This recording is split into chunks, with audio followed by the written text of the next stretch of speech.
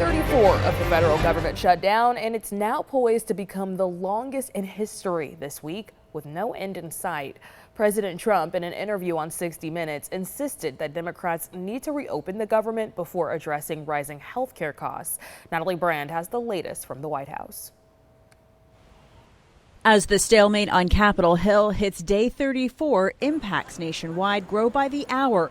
From airport lines stretching out the door in Houston Sunday. This is insane. I mean, it looks like I will miss my flight. To food assistance for low-income families, or SNAP, which came to a halt this weekend, impacting more than 40 million Americans, including Rebecca Hall, a mother of 5. For people like me that pay PS&G, pay rent, transportation, stuff that the kids need, now you're going to have to pick and choose. 2 federal judges have ruled that the administration must tap into contingency funds to pay for SNAP during the shutdown and want an update from the government this afternoon. It's very unfortunate that Donald Trump and Republicans have decided to weaponize hunger and withhold SNAP benefits. Treasury Secretary Scott Bessent says the aid could start flowing again as soon as Wednesday. There's a process that has to be followed, so we got to figure out what the process is. President Trump wants to make sure that people get their food benefits.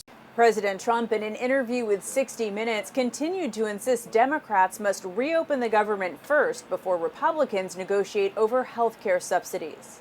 Sounds like it's not going to get solved, the shutdown. It's going to get solved, yeah. Oh, it's going to get solved. How? We'll get it solved. Eventually, they're going to have to vote.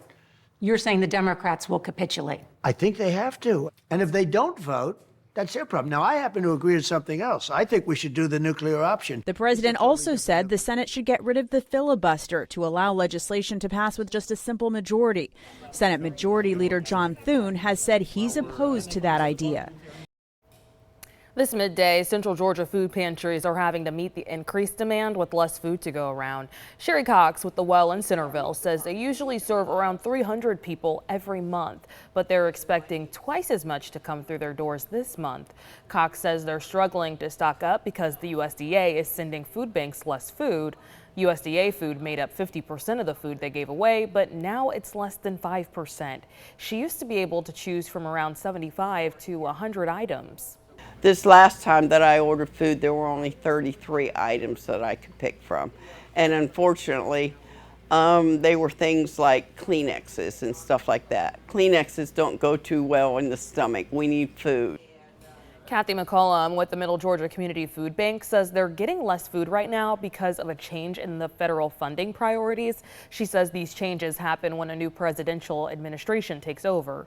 McCollum says the food bank is still receiving food shipments right now, but there will be some disruptions in a few weeks because the people that take the orders aren't working right now due to the shutdown.